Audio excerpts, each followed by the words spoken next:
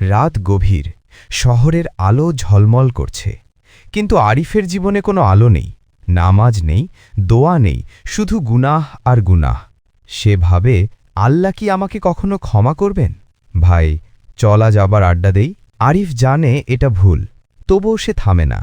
হৃদয় ভারী হয়ে যায়, কিন্তু আত্মা ঘুমিয়ে থাকে। হঠাৎ একদিন মসজিদের মাইক থেকে ভেসে এলো, আগামীকাল থেকে পবিত্র মাহে রমজান শুরু। শব্দগুলো যেন আরিফের হৃদয়ে আঘাত করল। বাবা, অন্তত এই রমজানে আল্লাহর দিকে ফিরে আয়। মায়ের চোখে পানি। আরিফ প্রথমবার অনুভব করল সে কতটা দূরে চলে গেছে। প্রথম রোজা, গলা শুকিয়ে যায়, শরীর ক্লান্ত, কিন্তু মনে এক অদ্ভুত শান্তি।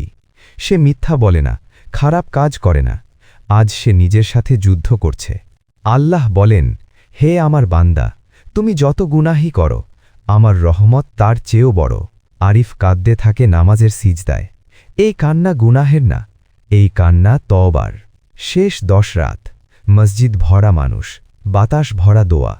আরিফ ফিসফিস করে বলে, হে আল্লাহ, আমাকে নতুন করে শুরু করার সুযোগ দাও।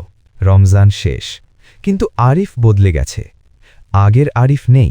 এখন সে জানে, আল্লাহ কখনো কাউকে হারান না, আমরাই আল্লাহকে হারিয়ে ফেলি।